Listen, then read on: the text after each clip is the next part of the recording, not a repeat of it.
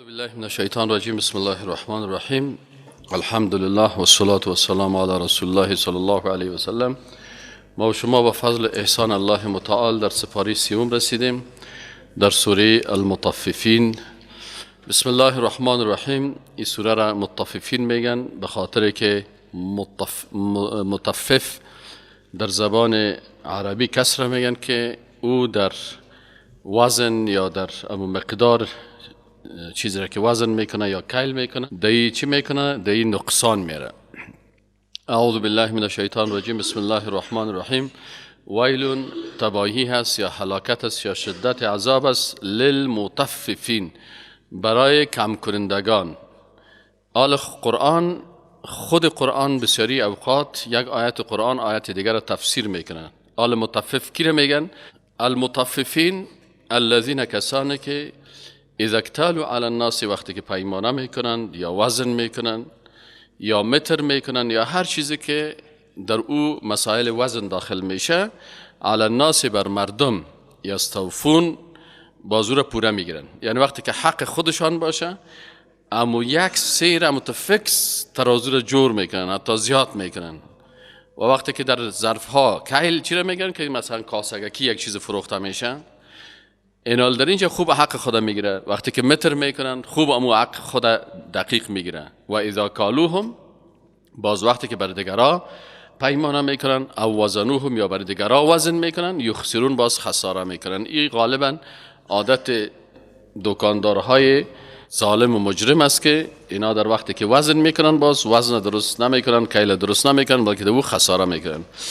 الا یظن اولئک، آیا گمان نمیکنن امی مردم انهم مبعوثون؟ اینجا یقیده هست. آیا یقین نمیکنن؟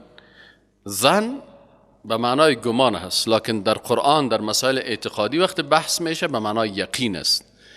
الذین الا یظن، آیا یقین نمیکنن اولئک، همین مردمی که در وزن کمی میارن، در متر تکه کم میکنن، اجناس که وزن میکنن کم میکنن، در کیل و پیمانه کم میکنن. الا یظن، آیا یقین نمیکنن اولئک مردم انهم مبعوثون، که یقینا ایشان مبعوث میشن، دوباره زنده میشن، لیوم عظیم، بر روز بزرگ که روز قیامت است. یوم، روزی که یقوم الناس لرب العالمین، مردم استاد میشن در مقابل رب العالمین، روبروی رب العالمین استاد هستن و الله فیصله و قضاوت میکنن. کلا، نه چنین است که اینا فکر میکنن، یا این قسم شما تصور و فکر نکنین که شما به حساب میمانین. ان کتاب الفجار، یقینا کتاب دفتر اعمال، وزن اعمال و جایگاه فجار که است در کجا هست؟ لفی سجین.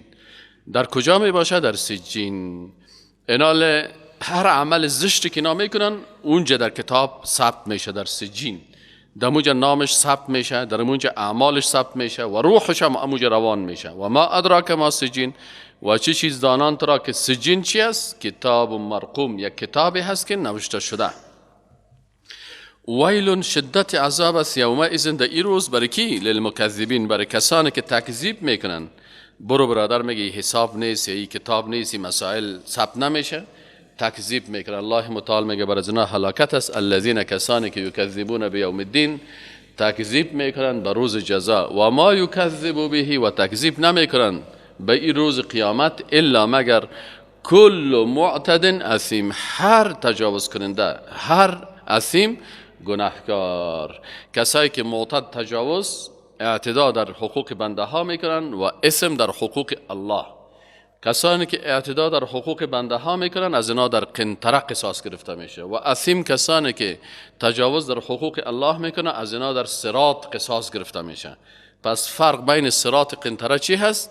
که در پل صراط از کی قصاص گرفته میشه؟ در حقوق الله. و در قنطره از حقوق بنده ها. اذا تتلى علیه، وقتی که تلاوت شد بالایش آیات ما، قال، میگوید اساطیر الاولین، این قصه های میگه سابقه هست. کلا لیس الامر کما یزعمون، کلا، این کلمه رد میگه، این چنین نیست که اونا تصور میکنن. بلکه ران علی قلوبهم ما کانوا یکسبون. شما یک وقتی در آیت قرآن در سوره اول بقره خواندن که ختم الله علی قلوبهم، صحیح؟ الله در قلب‌های از اینا مهر نهاده است. آلی مهر چه قسم نهاده میشه؟ و در اینجا میگه قلب‌هایشان زنگ زده هست. رسول الله سمیل تفسیر میکنه که یک نفر وقتی گناه میکنه با هر گناه یک نقطه سیاهی در قلب ازی میباشه و اگر توبه میکنه این نقطه پاک میشه و اگر نمیکنه اما تو نقطه ها زیاد میشه قلب ازی بالاخره چی میشه؟ زنگ زده میشه. الله متعال میگه کلا بل ران علی قلوبهم، بلکه ران زنگ زده شد علی قلوبهم بر قلبهایشان. چرا زنگ زده شد؟ ما کانو یکسبون، او چیزی که کسب میکردن، گناه، کفر، شرک، الحاد، بیدینی، کل ازی بالاخره قلب ازی کاملا گنده میسازه، قلب ازی زنگ زده میسازه و در آخر الله متعال رو چی میکنه؟ مهر میگذاره. می قلبی که به سبب کفریات و شرکیات و بدعت ها بالاخره به این درجه رسیده است. کلا، الله متعال میگه باز هم اینا گمان میکنن که این کارا نمیشه، واقعا رد میکنه بر از اینا، نه چون این است که آنها فکر میکنن. انهم، یقینا که ایشان عن ربهم یومئذ لمحجوبون. خطر دیگه چی است؟ که الله متعال در روز قیامت بر بنده های مؤمن خود، مثل که ما شما خواندیم که وجوه یومئذ ناظره الی ربها ناظره، در روز قیامت چهره ها بشاش می باشن و به طرف پروردگار خود نظر میکنن. و در این آیت میگه که این مردمایی که مجرم هستن، معتد هستن، اثیم هستن، اینا از دیدن پروردگار خود چی می باشن؟ محجوب می باشه، دم رویشان پرده می باشه و اینا الله را دیدن نمیتونن. این بسیار سخت است. ثم انهم، سپس همین مردم لصال الجحیم، داخل میشن در جهنم، در دوزخ جحیم. ثم یقال، باز گفته میشه هذا الذی کنتم به تکذبون، اینمی اونمو جزایی است که شما را تکذیب میکردین، میگفتین که نیست. کلا، هرگز چنین نیست که اینا فکر میکنن و بی تفاوت هستن. ان کتاب الابرار، یقینا که دفتر اعمال انسانهای نیک در کجا می باشه؟ لفی علیین، در علیین می باشه. خب علیین چی است؟ خود قرآن تفسیر میکنه که و ما ادراک، و چی چیز دانان تو را ما علیون، که علیون چی است؟ کتاب مرقوم، یک کتاب نوشته شده هست، یشهده المقربون. اینال این کتاب که اونجا نوشته شده هست دفتر اعمال میره، کس نمیتونه او تغییر بیاره. چرا؟ به خاطر از اینکه شاهد میباشه و حاضر میباشه و میبینه کتاب. تنها کی میبینه؟ المقربون، ملائکه مقرب الله او را میبینن. شیطان و مجرمین یا به این دسترسی ندارن که در دفتر اعمال کسی تغییر نبیارن. ان الابرار، یقینا که مردمان نیک هستن، لفی نعیم، در نعمت ها میباشن. ابرار علی الارائک، بر تخت ها ینظرون، نظر میکنن. تعرف فی وجوههم، میگه تو میبینی در چهره هایشان نظرة النعیم، تازگی نعمت ها را. یعنی یک کسی که خوب زندگی می داشته باشه، خوب لکس می باشه، اعصابش آرام می باشه، چهرهش سعی میکنی بسیار بشاش است و خوب خوشقواره در چهرهش دیده میشه. جنتی ها را از اون چهرهش میشناسی که ماشاءالله این خود در نعمت هاست. یسقون من رحیق مختوم، اینا نوشانده میشن من رحیق، از شراب رحیق پاک خالص، مختوم که سر از این مهر شده است. ختامه مسک، مهرش از چی است؟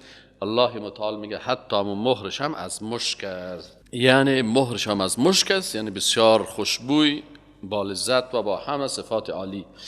و فی ذلک، و در اینمی فلیتنافس المتنافسون، باید تنافس بکنن یا چی میکنن؟ بین هم رقابت میکنن. المتنافسون، امور رغبت کننده ها. یعنی هم در دنیا باید ما و شما به خاطر حاصل ازی در بین خود رقابت بکنیم، پیش دستی بکنیم، در خیرات نیکی ها استباق بکنیم، و یا هم در جنت اینا وقتی که این نعمت ها را میخورن، یکی دیگه در بین دیگه خود به این رغبت میکنن در امی شراب پاکی که از این استفاده میکنن. و مزاجه من تسنیم، و به امرای از چی خلط میشه؟ امرای این شراب میگه از تسنیم، امرای از خلط میشه. تسنیم چی است؟ قرآن عظیمشان ای آیت تفسیر القرآن بالقرآن. تسنیم چی است؟ الله متعال میگه عینا، چشمه هست که یشربو به المقربون، عینا چشمه است که یشربو، که نوشانده میشود از المقربون. مردمای چی؟ مردمای که به الله مقرب هستن، بر از اونها نوشانده میشه. ان الذين، الله متعال صفات مجرمای دوزخی و خطرناک میگه مجرمای چی عادت دارن؟ ان الذين اجرموا، یقینا کسانی که مجرم هستن، كانوا من الذين آمنوا يضحكون. صفت مجرمین چی هست؟ اول مجرمه که شما میشناسین این است که مجرم اگر این صفت در هر کس باشه این مجرم است. الله متعال میگه ان الذين یقینا کسانی که اجرموا مجرم هستند کانوا من الذين آمنوا بودن که من الذين آمنوا از کسانی که ایمان آوردن یعنی بالای مردمای مؤمن یضحکون چی میکنن؟ خنده میکنن. اجرموها چند صفت دارن؟ چند صفت دارن مجرمین. اول صفت مجرمین چی است؟ که سر مؤمنین خنده میکنن، مسخرگی میکنن، رشخند میزنن وقتی که مؤمنین ببینن. دوم صفت مجرمین چی است؟ و اذا مروا بهم یتغامزون، وقتی که در یک مجلس اسلامی و دینی تیر میشن، قرآن خوانده میشه، سنت خوانده میشه، با سنیه که دیگه خود غمزه میکنن، با چشم خود حرکات چشمی قسم میکنن که سیکو وارا اینه این بی اقلار سیکو چیشتن هیجه. متوجه هستین؟ این دوم صفت مجرما هست. و اذا انقلبوا الى اهلهم انقلبوا فکهین. سومین عادت اجرموها چی از مجرمین؟ اذا انقلبوا الى اهلهم، وقتی که پیش خانواده خود میرن، انقلبوا فکهین، باز اونجا دیگه بسیار خوشحال میباشن و فکایی رو شروع میکنن، فکایی میگن و قصه میکنن و خنده میکنن و رشخندی میکنن، بسیار دیگه خوشحال هستن که ما در درس نشیشتیم، تعلیم علم نکردیم. چهارمی چی هست؟ صفت مجرمین و اذا رأوهم قالوا ان هؤلاء لضالون، باز وقتی که اینا ببینن مؤمنان را باز میگه ان هؤلاء لضالون، این مردما گمراه هستن، یا این گمراهکار است، ای وهابیگکار است، ای تروریستار است، ای افراطیگکار است. متوجه است؟ این صفات کی است؟ میگه صفت گمراهی و دلالت و بیراهی را سر مؤمنین میگن. و ما ارسل علیهم حافظین. و باز پنجمی صفتشان چی است؟ بازی میگه خب اگر یا بسیار مردم خوب میبود، حالا محافظین میداشتن، بادیگاردان میداشتن، امکانات میداشتن، امی استادش همی الله بخوایم مکشته میتانم.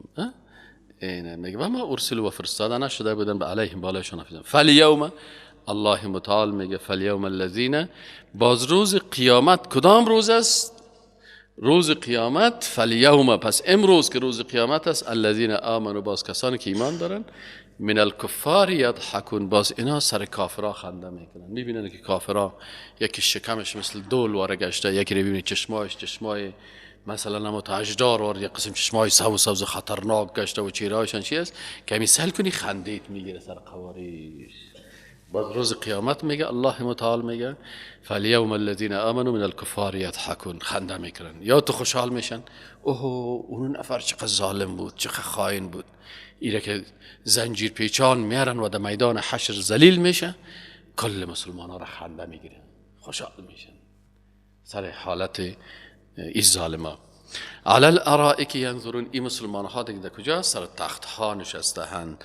و این اریکه را غالبا علما میگن که ارائک چی میگن؟ امو تخت هایی که برای عارس ها جور میشده باشه. تخت های عادی خود ما شما که خو میکنیم اون خالدگی است، او تخت های لکس دیگه است، یعنی به این معنا که همراهشان بی بی هایشان هم میباشه. اونا هم مثلا حورای جنت و بی بی های جنت، هر کس با همسر خود می باشه و نظر میکنن حالت از اینا را. هل ثوب الکفار ما کانوا یفعلون، یا دیگه میبینن که آیا کفار جزا داده شدن ما کانوا یفعلون در مقابل آنچه که عمل میکردن، یا سیل دارن دیگه خوشحال میشن که می کافرها را ببینیم، هر کس سیل میکنه اون کافر وطن ما، اینی ظالم، اینی فلانی، اینی طاغوت. الله متعال میگه که یا سر تختاششتن و سیل کرده میرن که کدام بر کافر چی جزایی داده میشه.